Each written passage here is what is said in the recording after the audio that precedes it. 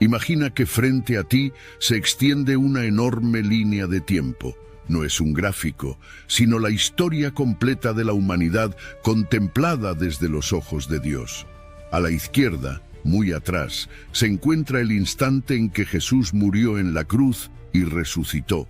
A la derecha, el día en que el cielo se abrirá y Él regresará con poder y gloria. Y en el centro de esa inmensa historia estás tú, aquí, ahora, en este preciso momento, unos 2000 años después de la cruz. La pregunta que muchos se hacen en secreto es esta: ¿cuántos años quedan? ¿Cuánto tiempo falta para que Él regrese? Y aunque Jesús fue claro en algo muy importante, que nadie conoce el día ni la hora, también fue igual de claro en algo que no podemos ignorar: dejó señales. No nos dio una fecha para marcarla en el calendario, pero sí nos dio pistas para entender en qué tramo de la línea de tiempo estamos viviendo. En este video no vamos a jugar a poner fechas ni a alimentar miedo. Vamos a hacer algo mucho más serio y mucho más honesto: colocar, una por una, 18 señales que la Biblia describe sobre el fin de los tiempos y ubicarlas dentro de esta gran línea de tiempo. Algunas de estas señales ya han ocurrido, otras están sucediendo delante de nuestros ojos y otras todavía nos esperan en el tramo final de la historia. Lo sorprendente es que cuando pones estas señales en orden, dejan de ser un conjunto de versículos sueltos y se convierten en un mapa profético que te muestra desde dónde venimos, dónde estamos ahora y hacia dónde se dirige este mundo. Entre estas 18 señales hay una que casi nadie menciona, porque no tiene que ver con guerras ni con tecnología, sino con algo que podría estar empezando a cumplirse mientras ves este video y que tiene el poder de cambiar cómo entiendes las noticias, las crisis y hasta tus propias decisiones diarias. Y aquí está lo más importante: este no será un mensaje de terror, sino de lucidez. No se trata de que vivas paranoico mirando cada titular como si fuera el fin, sino de que entiendas que la historia no se está descontrolando, sino acercando al momento que Dios ya vio desde la eternidad. Cuando lleguemos a la señal número 18, vas a entender que el final de este mundo no es simplemente una catástrofe, sino la puerta hacia el inicio de algo que no tendrá fin. Porque al final, la gran pregunta no es solo ¿qué está pasando con el mundo?, sino cómo está mi vida delante de Dios en este punto exacto de la línea de tiempo. Esa es la pregunta que realmente decide tu eternidad. Señal 1. Para entender cualquier línea de tiempo del fin, no podemos empezar con guerras modernas ni con tecnologías recientes. El verdadero punto de partida es la cruz. Cuando Jesús murió y resucitó, no solo abrió el camino de salvación, también sembró las primeras advertencias claras sobre cómo terminaría la historia.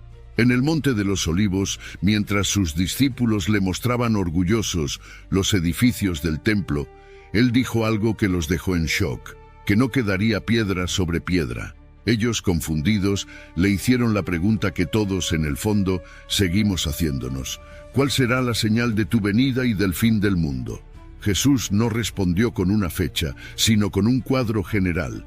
Habló de engañadores que vendrían en su nombre, de conflictos, de rumores de guerra, de terremotos y hambres. Y luego dijo algo clave: todo esto será solo el principio de dolores, es decir, desde la cruz en adelante, la historia entra en una etapa de embarazo espiritual donde el mundo se dirige hacia un parto inevitable. La primera señal, entonces, no es un evento específico en el siglo XX, sino el momento en que Jesús, desde la cruz y sus enseñanzas, marca el inicio del conteo regresivo y nos advierte que el final no será una sorpresa para quien escucha sus palabras. Señal 2. Durante muchos siglos, las guerras fueron locales o regionales.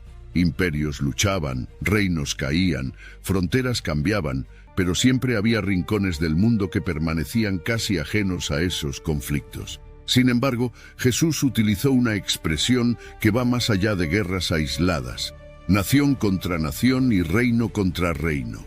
Esta frase, en el contexto judío, apuntaba a conflictos de una escala jamás vista, algo tan amplio que la humanidad entera sentiría el impacto. Hace poco más de un siglo, el mundo experimentó por primera vez lo que hoy llamamos guerra mundial. Por primera vez, naciones de distintos continentes se vieron arrastradas al mismo conflicto, en un choque de poder y destrucción que nadie había imaginado. Después de eso, otra guerra aún más devastadora sacudió al planeta. Desde entonces, la historia ya no ha vuelto a ser la misma. Esta señal nos muestra que hemos cruzado una línea. La humanidad ya sabe lo que es un conflicto global, y el mundo entero ha probado lo que Jesús describió como principio de dolores. Como las contracciones de una mujer embarazada, estos conflictos anuncian que algo mucho más grande se aproxima. Señal 3. Durante muchos siglos, la idea de un Israel restaurado parecía un sueño imposible. El pueblo judío fue dispersado, los territorios cambiaron de manos una y otra vez, y muchos... Starting a business can seem like a daunting task, unless you have a partner like Shopify. They have the tools you need to start and grow your business. From designing a website to marketing to selling and beyond, Shopify can help with everything you need. There's a reason millions of companies like Mattel, Heinz, and Allbirds continue to trust and use them. With Shopify on your side, turn your big business idea into... Sign up for your $1 per month trial at shopify.com/special offer. Consideraban que las profecías del Antiguo Testamento sobre la restauración de Israel eran meras metáforas espirituales. Sin embargo, la Biblia habla de un pueblo que sería dispersado entre las naciones y luego, en el tiempo de Dios, sería traído de vuelta a su tierra. Muchos profetas describen este retorno como un paso clave antes de los eventos finales. En el último siglo, algo impresionante ocurrió delante de los ojos del mundo. Israel volvió a nacer como nación. Personas que hablaban el mismo idioma antiguo, que leían las mismas escrituras y que adoraban al mismo Dios de Abraham, Isaac y Jacob, comenzaron a regresar a la misma tierra que sus antepasados habían pisado. La bandera volvió a ondear, la lengua resucitó en las calles y un pueblo que muchos consideraban olvidado de la historia volvió al centro del escenario mundial. Esta tercera señal es fundamental porque muchas profecías del tiempo del fin giran en torno a Jerusalén, al pueblo judío y a esa tierra específica. Que Israel exista hoy no es un detalle político solamente. Es una confirmación profética de que la línea de tiempo se está alineando exactamente como la Biblia anunció. Señal 4. Cuando Jesús habló del final, no solo mencionó guerras y terremotos, dijo algo muy concreto sobre sus seguidores. Seréis aborrecidos de todas las naciones por causa de mi nombre. Durante los primeros siglos, esta realidad se vio claramente en el Imperio Romano, con cristianos torturados, encarcelados y asesinados por su fe. Pero esa persecución nunca se limitó a un solo imperio ni se detuvo con el paso del tiempo. Hoy, en pleno siglo XXI, mientras muchos en el mundo occidental hablan de libertad, existen regiones enteras donde seguir a Jesús sigue siendo una sentencia peligrosa. Iglesias en casas que se reúnen en secreto, creyentes vigilados por gobiernos hostiles, personas que arriesgan su trabajo, su reputación y hasta su vida por no negar a Cristo. Informes de organizaciones cristianas muestran que millones de creyentes sufren discriminación, presión y violencia solo por su fe. Esta cuarta señal nos recuerda que la oposición al Evangelio no es un detalle del pasado, es una realidad creciente que encaja de forma precisa con las palabras del propio Jesús. Cuanto más se acerque el final, más incómodo resultará el nombre de Cristo para los sistemas de este mundo. Señal 5. Otra advertencia clara de Jesús fue esta: muchos vendrán en mi nombre diciendo, yo soy el Cristo, y a muchos engañarán. A lo largo de la historia han surgido líderes que se proclamaron mesías, profetas exclusivos o portadores de una revelación especial que nadie más tiene. Algunos fundaron sectas, otros arrastraron multitudes hacia errores peligrosos y otros se presentaron como gurús espirituales envueltos en una mezcla de verdad y mentira. En nuestra generación, esta señal ha subido de nivel. Ya no se trata solo de pequeños grupos aislados, sino de voces que, gracias a los medios masivos y a las redes sociales, pueden llegar a millones de personas en cuestión de horas.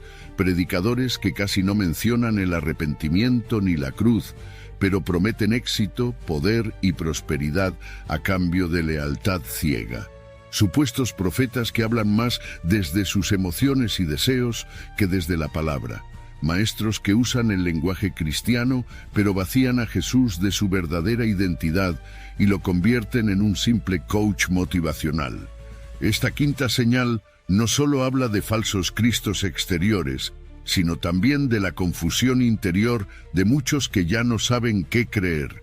Vivimos en una era en la que casi cualquiera puede tomar un versículo, sacarlo de contexto y construir una doctrina entera alrededor de él. El resultado es una generación expuesta a una avalancha de mensajes espirituales, donde no siempre es fácil distinguir la voz del buen pastor. Y sin embargo, Jesús ya lo había dicho. Antes del fin, el engaño espiritual sería tan fuerte que incluso los escogidos tendrían que estar alertas. Con estas 5 primeras señales podemos ver algo muy claro. La línea de tiempo no está en blanco. No estamos al principio de la historia, sino en una etapa avanzada donde guerras, Israel, persecución y confusión espiritual ya han dejado marcas profundas en el mundo. La pregunta es, ¿qué viene después? Señal 6. Una de las frases más inquietantes que Jesús pronunció sobre el tiempo del fin fue esta: por haberse multiplicado la maldad, el amor de muchos se enfriará. No hablo solo de violencia, sino de algo más sutil y devastador, un corazón que se va volviendo indiferente. Durante siglos, la humanidad ha visto guerras, injusticias y tragedias, pero nuestra generación vive algo particular. Nunca habíamos tenido acceso a tanta información, a tantas imágenes de dolor, a tantas noticias en tiempo real. Y sin embargo, esa exposición constante no nos hace más compasivos, muchas veces nos vuelve más fríos. Hoy puedes ver en cuestión de segundos desastres, crímenes, abusos, hambrunas y guerras con solo deslizar el dedo en una pantalla. Al principio te impactan, después te sorprenden y con el tiempo empiezan a dejar de doler. La maldad deja de ser algo excepcional y se convierte en una especie de fondo normal de la vida. Ese es exactamente el enfriamiento del amor del que habló Jesús. No es que la gente deje de hablar de amor, es que comienza a amar de forma selectiva, superficial, interesada. Las relaciones se vuelven frágiles, las promesas se rompen con facilidad, la fidelidad parece una reliquia antigua y el compromiso se considera una carga. Lo vemos en los matrimonios, en las amistades, en la relación entre padres e hijos, en la forma en que muchos tratan a los desconocidos. A la vez que las redes sociales hablan sin parar de amor, aceptación y tolerancia. La soledad, la polarización y el odio se multiplican. Esta señal nos muestra que cuanto más normalizada está. This episode is brought to you by Indeed. Stop waiting around for the perfect candidate. Instead, use Indeed sponsored jobs to find the right people with the right skills fast. It's a simple way to make sure your listing is the first candidates see. According to Indeed data, sponsored jobs have 4 times more applicants than non-sponsored jobs. So go build your dream team today with Indeed. Get a $75 sponsored job credit at Indeed.com/podcast. Terms and conditions apply. De la injusticia y el pecado, más difícil le resultará a la gente amar de manera desinteresada y limpia. Es una fotografía espiritual de nuestra época. Señal 7. Junto a ese enfriamiento del amor, Jesús dio otra clave. Antes del fin, el Evangelio del Reino sería predicado en todo el mundo, a todas las naciones, y entonces vendría el final. Durante los primeros siglos, los discípulos llevaron el mensaje de Cristo a pie, en barcos, atravesando desiertos y soportando persecuciones. Cada nueva ciudad alcanzada era el resultado de años de viaje y sacrificio. Parecía imposible imaginar que un mensaje pudiese llegar a todas las naciones en un tiempo razonable. Sin embargo, nuestra generación vive algo sin precedentes. Hoy existen traducciones de la Biblia en miles de idiomas. Misioneros, iglesias y ministerios usan no solo púlpitos físicos, sino cámaras, radios, plataformas digitales y redes sociales para predicar a lugares que nunca habían sido alcanzados. Un mensaje predicado en una pequeña habitación, con un micrófono sencillo y una cámara básica, puede ser escuchado en cuestión de horas en países donde la fe es perseguida o está restringida. Personas solas en sus casas, en montañas remotas o en ciudades llenas de ruido pueden escuchar una predicación en su propio idioma con solo tocar una pantalla. No significa que todas las personas de la tierra ya hayan escuchado el Evangelio con claridad, pero por primera vez es realista pensar que el mensaje puede llegar a la gran mayoría de naciones, etnias y grupos lingüísticos en un período relativamente corto. La combinación de misiones clásicas, iglesias locales y tecnología moderna ha convertido esta séptima señal en algo visible, medible y sorprendente. Mientras el amor se enfría en muchas partes, el mensaje del amor de Dios está recorriendo el mundo con una velocidad que habría parecido ciencia ficción para cualquier cristiano de siglos pasados. Señal 8. Cuando los profetas bíblicos hablaron de un futuro en el que nadie podría comprar ni vender sin una marca, muchos podrían haber pensado, eso es imposible, ¿cómo se podría controlar a todas las personas de la tierra? Pero cada avance tecnológico de las últimas décadas ha hecho que esa idea parezca menos descabellada. Hoy casi todo lo que hacemos deja un rastro: compras, búsquedas, desplazamientos, conversaciones, gustos, relaciones, opiniones. Hay cámaras en las calles, sensores en los dispositivos, registros en la nube, historiales que se guardan durante años. No es necesario ser alarmista para reconocer una realidad. Nunca antes un sistema humano tuvo tanto potencial para saber quién eres, qué haces, dónde estás, qué compras, qué piensas y con quién te relacionas. Tarjetas bancarias, pagos digitales, sistemas de reconocimiento facial, inteligencia artificial que analiza patrones de comportamiento. Todo esto no es en sí mismo el cumplimiento de la profecía, pero encaja como piezas dentro del escenario que la Biblia dibuja. La octava señal no dice que toda tecnología sea mala, sino que muestra una tendencia. El mundo se está moviendo hacia un sistema donde la identidad, el dinero y el comportamiento se vuelven rastreables y, por tanto, controlables. Lo que antes parecía imposible ahora es extremadamente sencillo. Bloquear cuentas, restringir accesos, monitorear transacciones, perfilar a las personas según sus creencias y decisiones. Y aunque todavía no estamos en la marca de la bestia, es evidente que el terreno para una forma de control global ya no suena tan lejana. Esta señal nos recuerda que la profecía bíblica nunca dependió de la imaginación humana, sino del conocimiento perfecto de Dios sobre hacia dónde llevaría el pecado a la sociedad cuando se combina con poder y tecnología. Señal 9. Otra pieza importante en la línea de tiempo es el creciente deseo de unificar el mundo bajo estructuras globales. Después de las grandes guerras, surgieron organismos internacionales para evitar nuevos conflictos, regular la economía, mediar en crisis y establecer acuerdos entre naciones. Lo que comenzó como un intento de cooperar por la paz, con el tiempo se ha transformado en una red de instituciones que influyen en decisiones políticas, económicas y sociales a escala planetaria.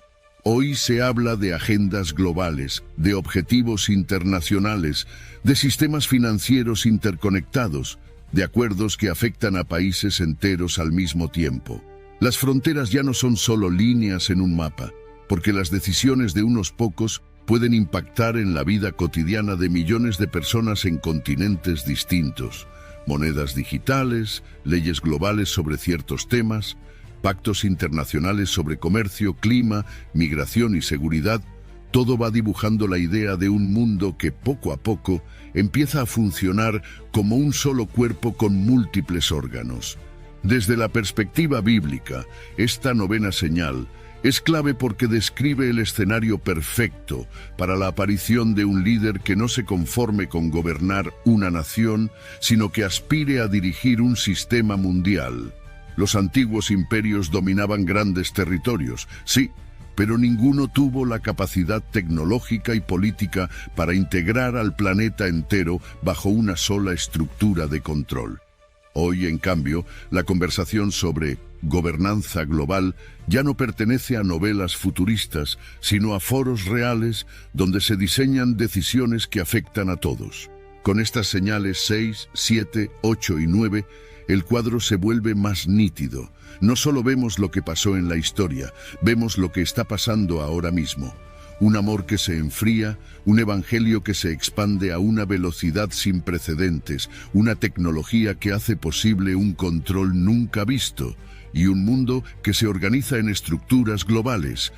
La línea de tiempo ya no es una doctrina lejana, es el contexto en el que tú y yo nos levantamos cada mañana. Señal 10. Hasta ahora hemos visto el mundo prepararse como escenario. En esta señal, la Biblia nos muestra quién se subirá al centro del escenario. El profeta Daniel vio en una visión una bestia que representaba un reino que devoraría toda la tierra. Esa bestia tenía 10 cuernos, y de entre esos cuernos surgía otro, más pequeño, que arrancaba a 3 de ellos y terminaba dominando a los demás. Más tarde se le explicó que los cuernos representaban reyes y que ese cuerno pequeño era un gobernante diferente, con una ambición única, tomar el control. Esta imagen anticipa un sistema de poder donde varias naciones o bloques estarán unidos, pero finalmente un líder se levantará por encima de todos. No será solo un político más, será alguien que sabrá usar el caos, las crisis y el cansancio del mundo para presentarse como la solución. En un contexto donde el globalismo, las alianzas y los organismos internacionales ya son parte de la vida cotidiana. La idea de un gobierno mundial deja de ser fantasía. La señal 10 nos muestra que llegará el momento en que un solo sistema político, respaldado por varios poderes, comenzará a consolidarse como autoridad sobre la tierra, preparando el camino para la figura del anticristo. Señal 11. Una de las profecías más detalladas de Daniel habla de un pacto que un gobernante hará con muchos, por una semana de años, es decir, por un periodo de 7 años. Ese pacto tiene como centro al pueblo de Israel. En un mundo donde Oriente Medio es foco constante de tensión, el líder que logre un acuerdo de paz estable con Israel y sus enemigos será visto como un genio político, un pacificador histórico. Esa será una de las grandes jugadas del anticristo. La Biblia sugiere que en ese contexto, el Templo de Jerusalén volverá a tener un protagonismo especial. El lugar donde antes se ofrecían sacrificios a Dios y que lleva siglos destruido, reaparece en el escenario profético como punto clave del trato. Aunque hoy no exista un templo funcionando como en la antigüedad, las Escrituras hablan de sacrificios restaurados y de un lugar santo nuevamente activo. La señal 11 nos muestra al anticristo presentándose como el gran mediador, firmando un pacto que aparentemente trae estabilidad, tranquilidad y esperanza a una región que el mundo observa con preocupación desde hace mucho tiempo. Señal 12. La Biblia no dice solo que el anticristo firmará un pacto, también anuncia que lo romperá. En la mitad de esos 7 años, cuando todo parezca relativamente estable, este gobernante hará algo tan grave que Jesús lo llamó la abominación desoladora. Daniel profetizó que a la mitad de la semana se pondría fin a los sacrificios y ofrendas, y que en el lugar santo se levantaría algo abominable para Dios. El apóstol Pablo, en su carta a los tesalonicenses, explica que este hombre se exaltará por encima de todo lo que se llama Dios o es objeto de culto, y se sentará en el templo de Dios haciéndose pasar por Dios. Es el punto de quiebre, el momento en que el anticristo muestra su verdadero rostro. Ya no será solo un líder carismático y hábil negociador, sino alguien que reclama adoración. Esta señal 12 marca la transición entre un tiempo de falsa paz y la fase más oscura de la historia humana, la Gran Tribulación. Es como si el mundo firmara un contrato sin leer la letra pequeña y de repente descubriera que ha entregado su alma a un impostor. Señal 13. La Biblia no muestra al anticristo actuando solo. En el libro de Apocalipsis aparece otro personaje llamado el falso profeta, descrito como una segunda bestia que sube de la tierra. Este segundo líder tiene apariencia de espiritualidad, realiza señales, incluso hace descender fuego del cielo, y su objetivo principal es dirigir la adoración hacia el anticristo. No se presenta como un tirano, sino como una especie de guía religioso, un líder espiritual que valida y promueve al gobernante mundial. En un planeta cansado de guerras religiosas, divisiones doctrinales y conflictos de fe, la idea de una espiritualidad unificada, sin dogmas incómodos, suena atractiva para muchos.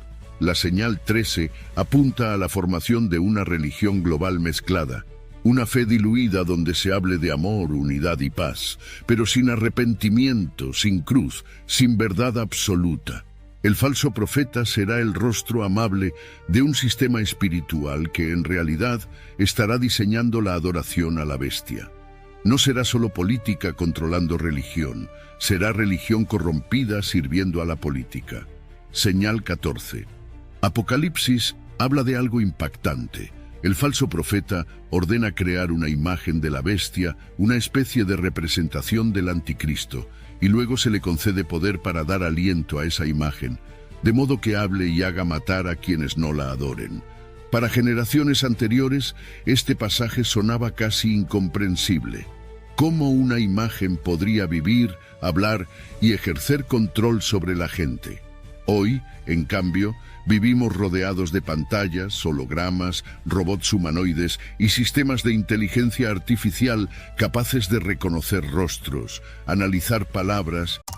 AI is incredible. It can teach you how to fry an egg and even write a poem, pirate style. Yarr! But it knows nothing about your work. Slackbot is different. It doesn't just know the facts. It knows your schedule. It can turn a brainstorm into a brief. And it doesn't need to be taught. Because Slackbot isn't just another AI. It's AI that knows your work as well as you do. Visit slack.com/meet Slackbot to learn more. Y tomar decisiones. No podemos afirmar con absoluta certeza que la imagen de la bestia será una máquina, un sistema de inteligencia artificial o algo similar. Pero es evidente que el mundo ya posee la tecnología para que una entidad no humana pueda hablar, observar, registrar y delatar. La señal 14 nos muestra un tipo de adoración vigilada, donde no basta con obedecer hacia afuera, sino que un sistema poderoso observa quién se rinde ante la bestia y quién permanece fiel a Dios. Es una mezcla de idolatría y control tecnológico que hace que la profecía deje de parecer lejana para volverse inquietantemente plausible. Señal 15. Otra de las escenas más conocidas de Apocalipsis es la de la marca de la bestia.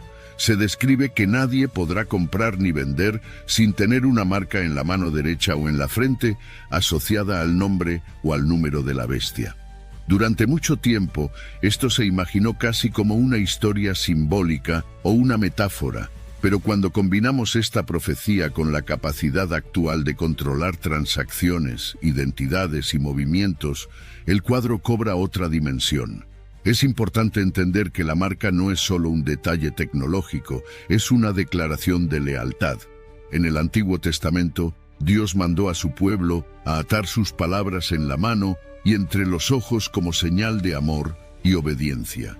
Algunos judíos tomaron esto de forma literal y usaron filacterias, pequeñas cajas con versículos en la frente y el brazo, como símbolo de su devoción a Dios. El diablo imita y pervierte lo que Dios hace. La marca en mano y frente es un acto de adoración al sistema de la bestia, una manera de decir, mi trabajo, mis decisiones, mi mente pertenecen a este reino. La señal 15 revela un punto en el que la fe ya no será un asunto privado, sino una decisión visible con consecuencias económicas. Quien se niegue a someterse a ese sistema pagará un precio alto, pero quien se venda a la bestia pagará un precio eterno. Señal 16. Mientras el anticristo, el falso profeta y la marca se despliegan, la Biblia describe una serie de juicios que caen sobre la tierra, sellos que se abren, trompetas que suenan, copas de ira que se derraman. No son simples catástrofes naturales, son actos de un Dios que, después de siglos de paciencia, pone límites al pecado. Hambres, plagas, desastres cósmicos, aguas contaminadas, oscuridad, tormentos espirituales, la creación misma gime bajo el peso de la rebelión humana. La señal 16 no busca asustar por asustar, sino recordarnos algo crucial. Este mundo, tal como está, no puede sostener eternamente la suma del orgullo, la injusticia y la idolatría. Llegará un punto en que el juicio no será una amenaza lejana, sino una realidad diaria. Cada sello roto es una advertencia, cada trompeta es una llamada, cada copa derramada es un recordatorio de que el reino de Dios no permitirá que el mal tenga la última palabra. La gran tribulación será el momento en que la humanidad, el diablo y sus sistemas queden expuestos y se vea con claridad lo que siempre fue verdad, que Dios sigue siendo rey, incluso en medio del caos. Con estas señales, desde la 10 hasta la 16, entramos en la parte más intensa de la línea de tiempo, el auge y la caída del sistema del anticristo y el clímax del juicio sobre la tierra. Pero aún falta algo esencial. ¿Qué pasa con la Iglesia en medio de todo esto y cómo termina la historia para quienes esperan a Jesús? Señal 17.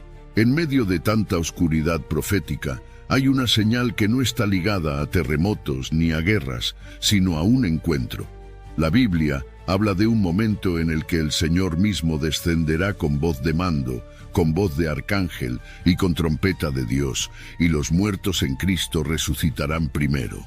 Luego, los que estén vivos y permanezcan serán arrebatados junto con ellos en las nubes para recibir al Señor en el aire.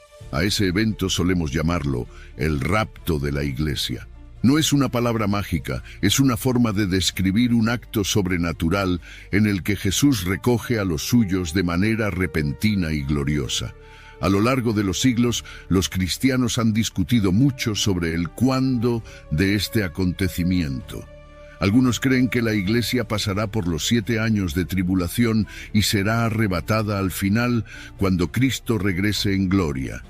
Esta postura se conoce como visión postribulacional.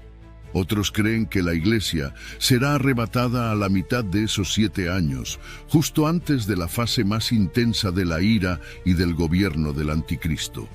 A esto se le llama visión medio tribulacional. Y otros sostienen que el rapto sucederá antes de que comience la tribulación, que Jesús recogerá a su pueblo antes de que los juicios más terribles caigan sobre la tierra. A esta postura se la conoce como visión pretribulacional.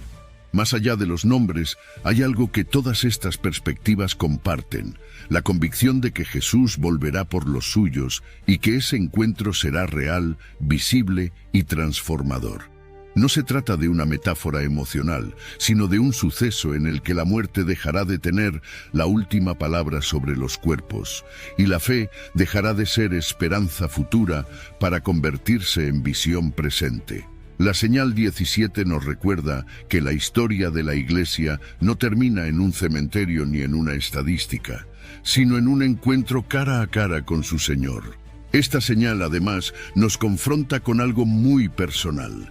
No importa cuántos detalles proféticos conozcas si tu corazón vive dormido. El problema no es solo no saber si el rapto será antes, en medio o después de la tribulación. El problema real es vivir como si Jesús nunca fuera a venir. El Nuevo Testamento está lleno de frases que respiran urgencia: velad, estad preparados, el Señor está cerca. Los primeros cristianos se saludaban con palabras que significaban «Ven pronto, Señor». Ellos no veían el regreso de Cristo como un simple punto en un gráfico teológico, sino como una posibilidad real en cualquier momento de sus vidas.